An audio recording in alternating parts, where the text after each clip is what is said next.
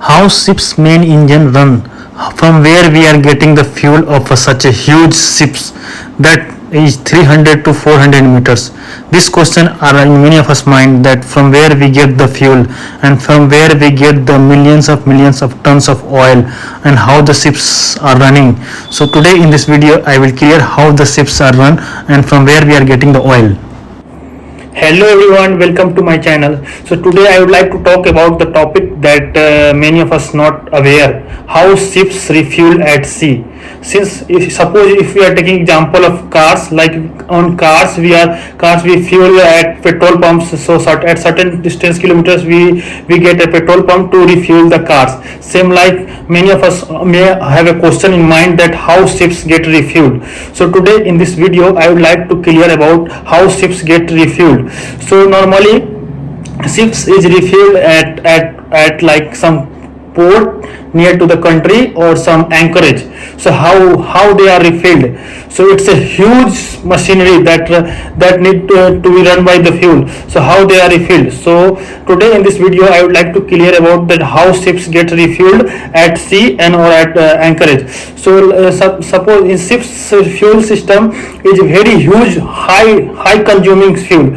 That you cannot imagine that one ships how much it consumes per day fuels. That cost maybe more than millions dollars. You can take it example by, so one ship's cost per day fuel consumption is more than $1 million. In Indian rupees you can say that more than 10 lakh to 20 lakhs to 30 lakhs per day the fuel consumption of one ship at a sea. So how they are able to manage 20 days 30 days voyage of fuels. So today in this video I will discuss one by one, step by step, how they are refueling. So normally the ship refueling at sea is called bunkering. Powered ships which used coal as fuel and stored them inside of coal bunkers on board the ship. Today, in place of coal bunkers, ships now have fuel oil tanks. But the name got stuck, which is why ship's fuel is still referred to as bunkers. As the bunker barge was approaching on our starboard side, the engine crew was preparing the manifold for hose connection. The flange was opened, and oil spill prevention materials were made ready as standard procedure in case an oil leak happens. A few days before bunkering operation, it is standard practice to brief the crew on the details, which tanks will be filled and how much, what their stations and duties are, what to do and what not to do, and so on. How they are refueling. So normally the ship refueling at sea is called bunkering. The bunkering is a procedure through which the one ship is get refueled to another ship. So like one bunker barge, a small ship coming to the ship side, and they transfer the fuel from one ship to other ship. That process is called bunkering. So how the bunkering process is done? It is a very risky job for the seaman. So normally the chief engineer are responsible for the bunkering operation. He is overall in charge of the bunkering operation. Suppose ships is going to the some ports. Singapore is one of the hub of the bunkering operation. Many ports, Japan, Singapore, Korea, there are many hub of ships bunker.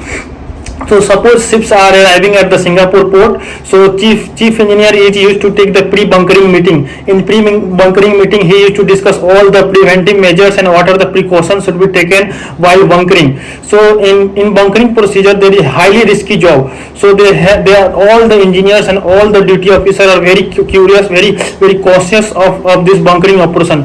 If bunkering operation will take normally 10 to 12 hours, sometimes 6 hours. It depends on the type of ships and the length of ships and how much bunker we are refilling on the ships.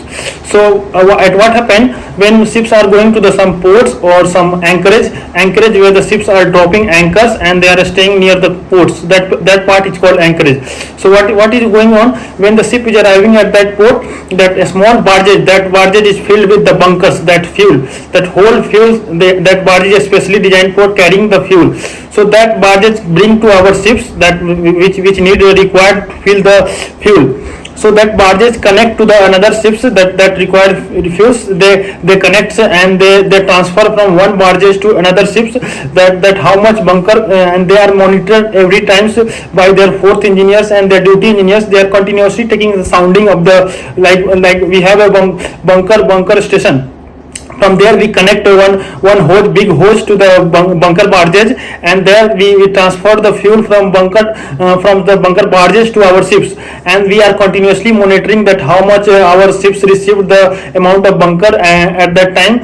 So this is how the ships whole bunkering process is going on. And after all that, after the bunkering operation finished, our ships staffs used to carry one sample of that bunker, because bunker is very risky. Sometimes they cheat us, sometimes they give bad quality of bunker. So for that purpose, our company required to check the quality of the fuel. So for that purpose, we are taking some samples to send to the office for the checking of the what is the quality of bunker. So after that, the bunkering operation completed, we check the bunker samples and we send to the office. After the office, they decide the price and they decide the everything. So this is all managed by the office. So this is how our ships refueling system is done at sea.